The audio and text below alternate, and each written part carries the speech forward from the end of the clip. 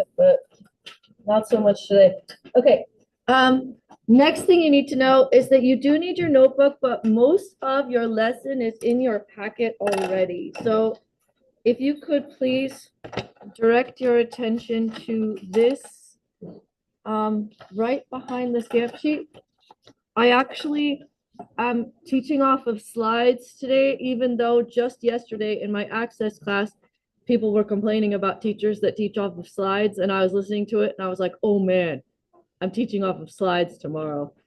Um, but the reason I did that was because I didn't want you to have to draw all these pictures in your notes. So anyway, it was out of love. It wasn't out of me trying to be lazy, I promise. Anyway, so up here, I've got my slideshow I'm going to go over with you while you look at the slides in your packet. We're going to add one thing to the packet, and then we're going to write 2 sentences in our notebook afterwards. Yeah, it's very chill day. Very chill. Actually, this lesson was super easy also. Okay, but I'm going to stand after, and I'll have plenty of time. I had like 25 minutes on the first day. I know.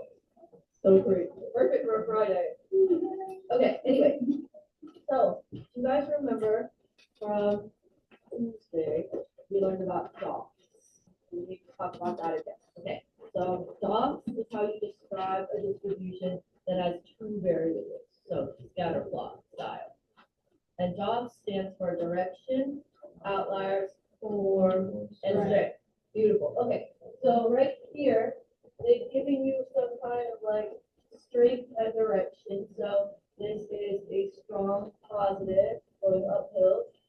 This one has a strong negative going downhill.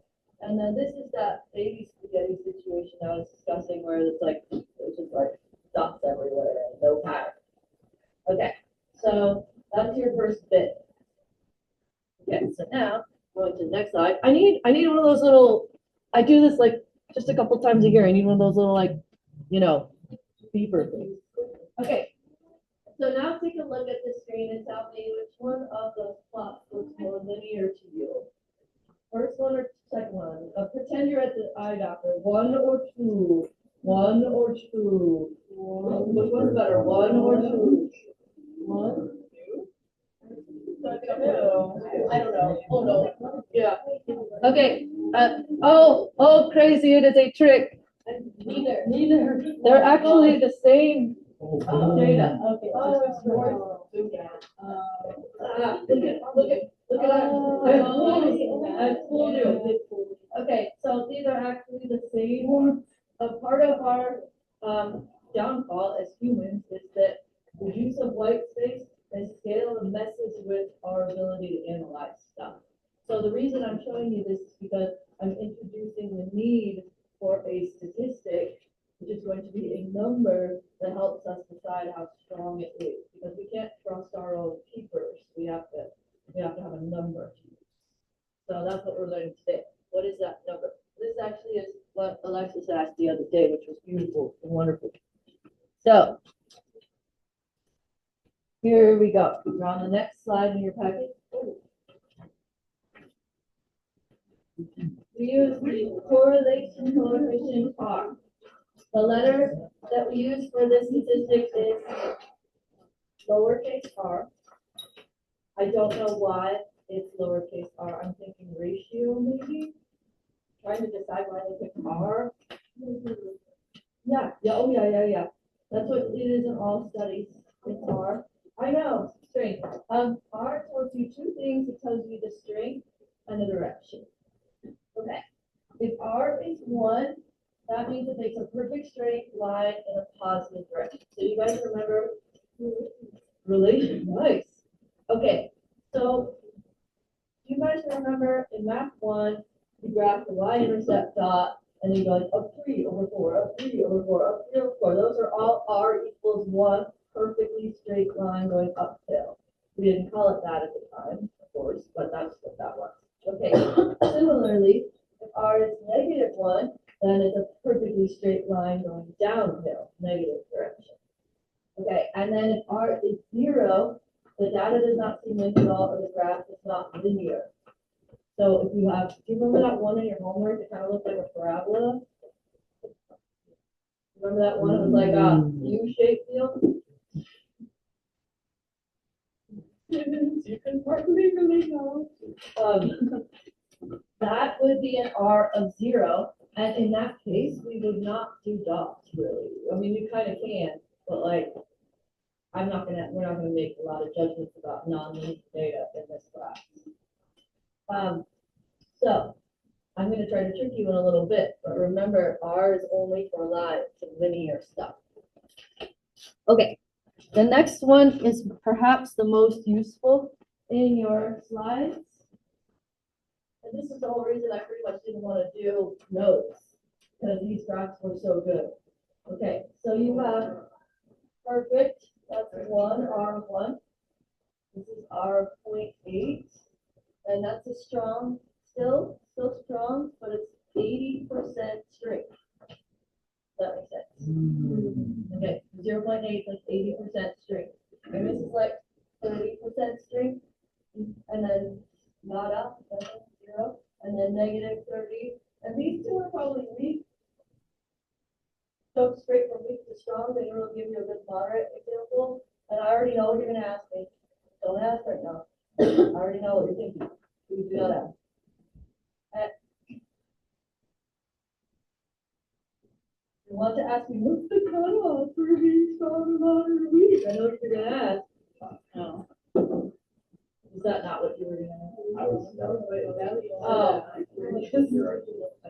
People want to know what the scale is, like what's the cutoff, what's the number, tell me the number of it, okay? But it's not really like, kind of is like that, but kind of not like that. I hesitate to give you a cutoff because you actually have to use your brain to look at it. But hold on, okay? I'll tell you why in a second. Okay, then there's a -0.8 and -1. Does that make sense? So I want you to think about them as like percent strength, but they're a decimal. Okay. Now. Facts. The correlation coefficient R is not easy to calculate, but it is possible. We will not do it in this class. We're not going to calculate R by hand.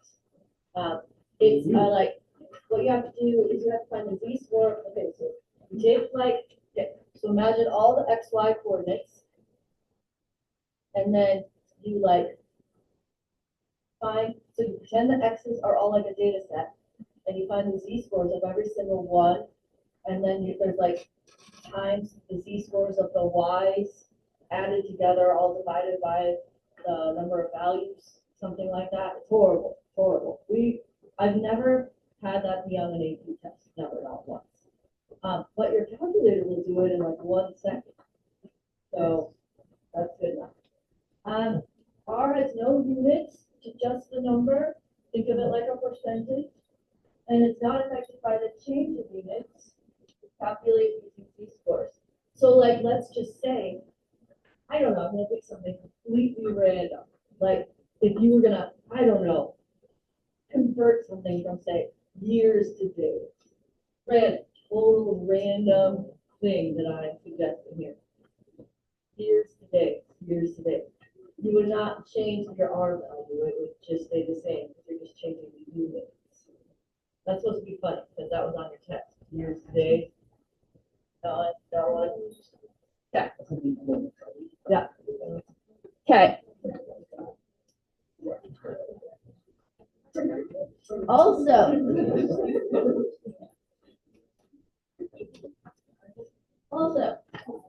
if you take your x and y axes and flip them like this, R doesn't change either.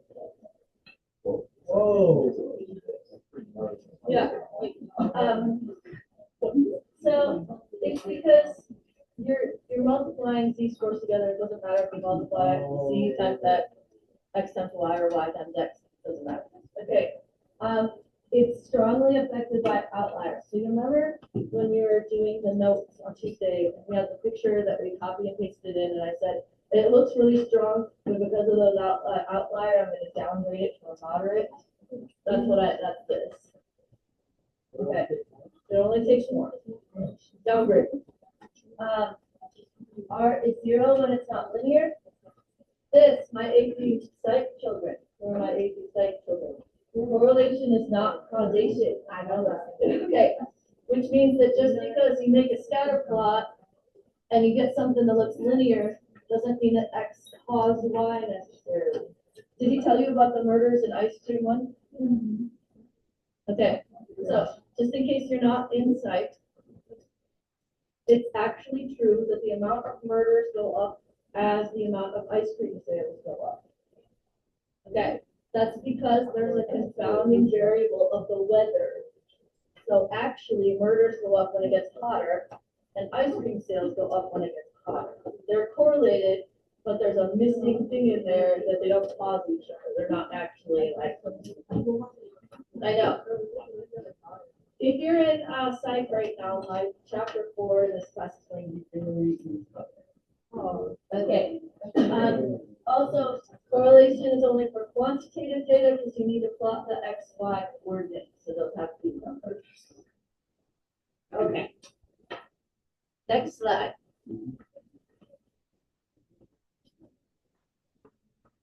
Not next slide. Okay. Hold on. I made a little game for you, but okay, hold on. There's a problem though. There's a problem. And that is that your calculator will calculate R for you whether or not it is appropriate. So if you, I know, your calculator doesn't have a brain, so it doesn't know if it's linear or not. So on the one that was like the U-shape, remember the U-shape one from your homework? Yeah, it would give you an R value on the calculator, even though it shouldn't. You just have to use your peepers and be like, R is not appropriate for this, but it's not a line. But if you don't think, and you're just using the calculator, it will do it, even though it shouldn't. Maybe someday they'll make a thinking calculator. I mean, other than the iPhone, I guess. ChatGPT, you could ask it. Maybe we should ask it. Should we find an R value of it? No, we shouldn't ask it. Okay, anyway. No, we should. Okay, so here's my game. You guys are done, guys. Don't make me regret doing your sheets, please. Okay, this part is not in your packet because I didn't want you to have it. Okay, I'm going to put up some graphs. I want you to voice your opinion loudly on what the R value is, and not to forget the plus or minus. And then I'm going to hit a button, and it's going to give you the actual R value, so you can see how on or off you are. We're practicing our brain analyzing skills. So flip back to that page with all the little graphs on it. Okay, the first one is kind of a softball down the middle.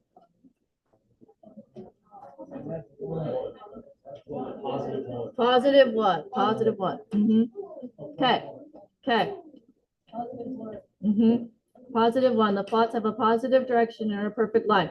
You're 1 for 1, people. Okay, here we go.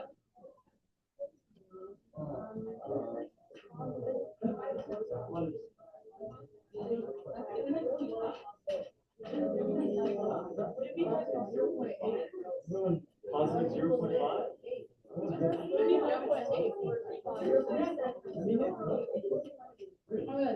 This is pretty strong.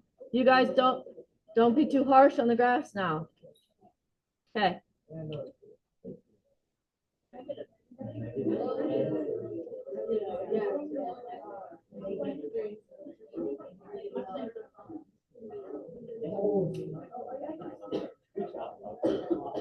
Nice. I'm hearing really good stuff. Oh.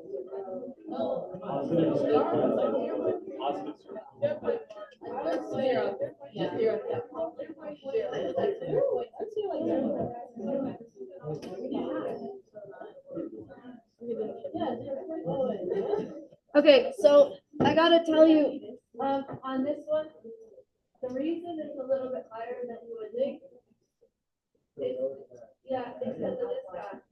This guy's not an outlier. This guy is actually helpful. He's helping you establish your pattern farther down the x-axis. See how he's actually on the line. You have to imagine the line of best fit. He's on there. Oh, thanks. Yeah. Okay. I think I'm having the most fun. All right.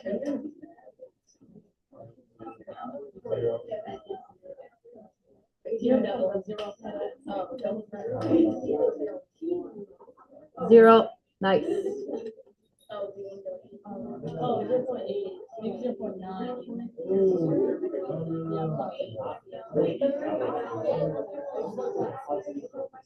I'm gonna say 7. I said 9. Downgrade because of the outliers.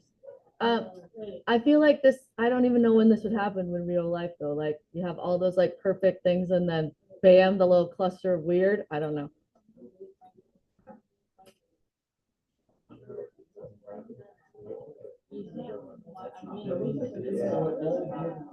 Zero. I knew it. Yeah, I tried to trick you on that one. Okay. All right, so can you guys go back to this page here? Find this page in your packet. And I'm going to give you this scale or the cutoff, even though I really, really don't want to give you the cutoff because you still have to use your brain to look at it for linearity. So I don't want you to just like go off the calculator and not look at a picture. But this, oh, I shouldn't have done that. I should have hit escape. I'm really computerly great today, ever, always. Okay, so I Googled it and write this in the space underneath those graphs. So write less than 0.3 is very weak. 0.3 to 0.5 is weak. 0.5 to 0.7 is moderate. Greater than 0.7 is strong. Do you see where I'm the blue? Just as a general.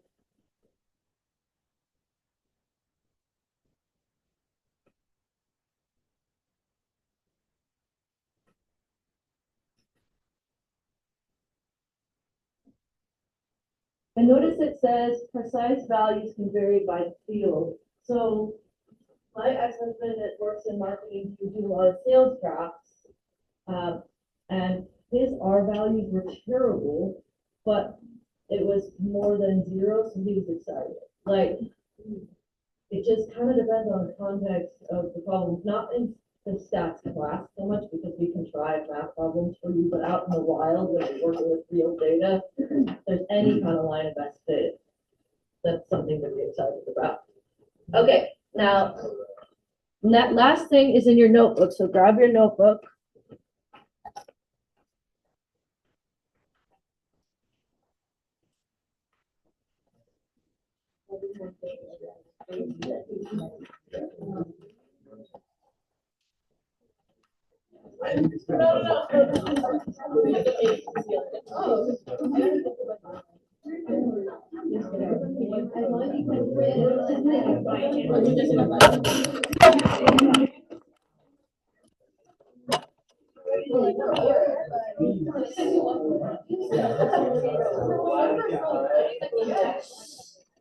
These are all the notes you need to take in your notebook. This is it. Because we already did all the slides. Just don't forget that the slides are a thing when you're looking back through your notes.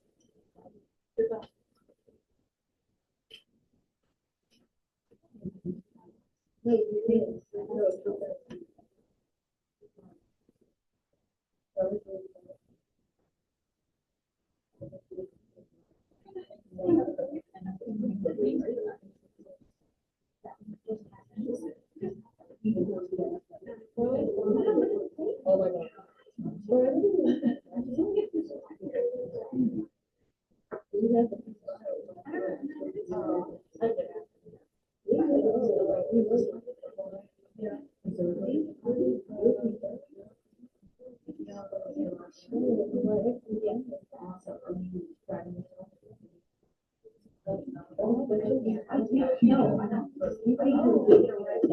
We're right, not discussing carpools. Sorry.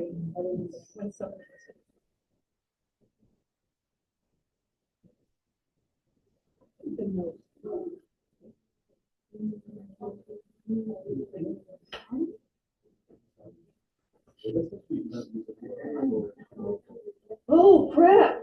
Oh. Good. Nice, Harrison. This is why you win all the.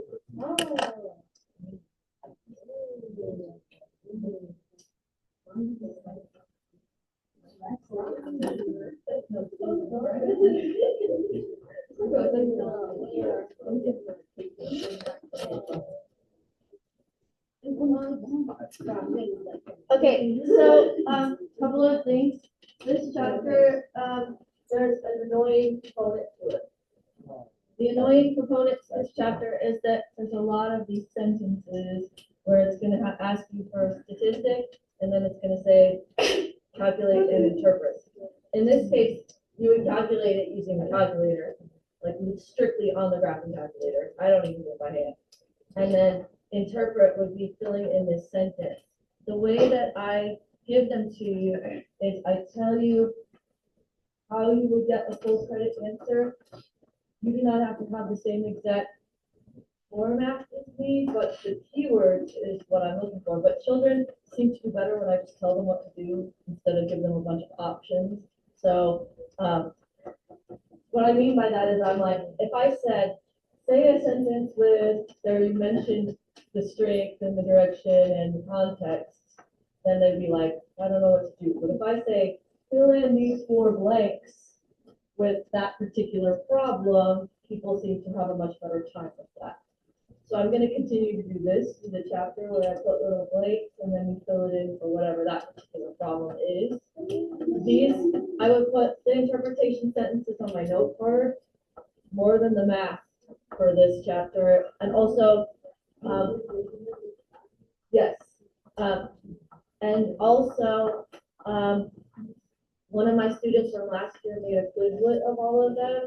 So I'm going to go back and try to find a post for you when we're done learning them. What? I can't remember. If I look at my list from last year, I will. Okay. So, what we're going to do is I'm going to put up your starburst graph. Okay. I'm not going to, guys, I'm not going to give you your starburst graph yet. We're just going to look at it. And I'm going to give it to you on Monday because I am working on it still. And we're going to practice this sentence in context of our starburst graph. Okay. So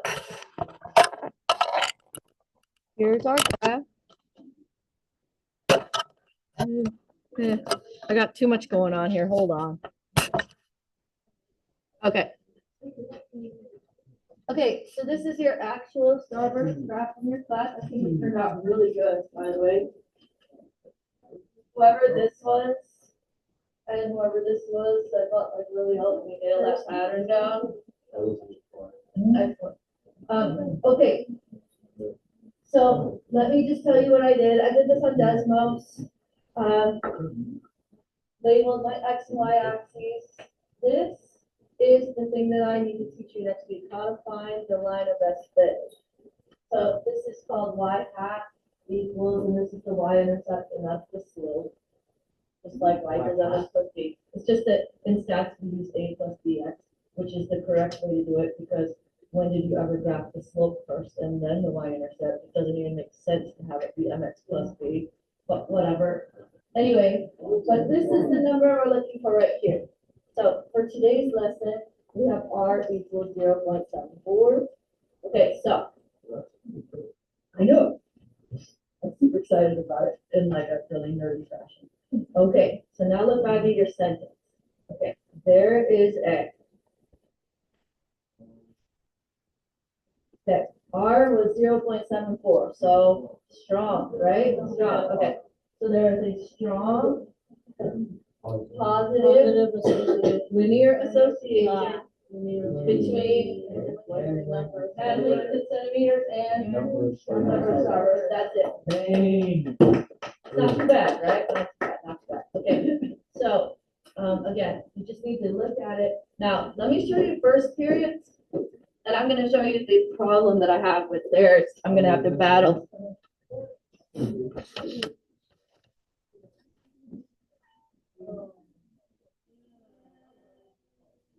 It's suggesting a curve. It's supposed to be linear, and I'm getting a lot of non-linear vibes from this. I told them I'm gonna have to teach it as though it's linear, because otherwise it defeats the whole purpose of the chapter, but I don't know, I could just show them theirs. But then they get all affected. Okay, so in your group, real quick, say the sentence, real just like quietly to yourselves for first periods.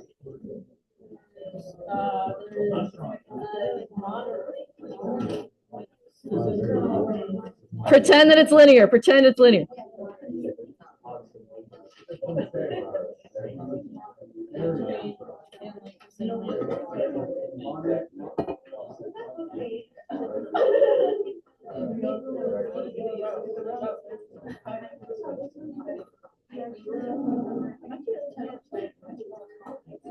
Okay.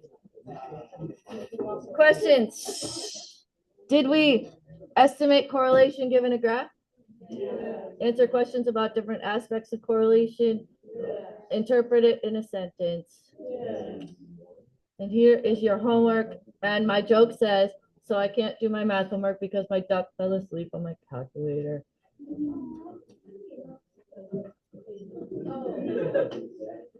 Not the time, bro. It does. Not the time, bro. Okay, now if you guys could get your 3.1A stuff out so I can come stamp it, please.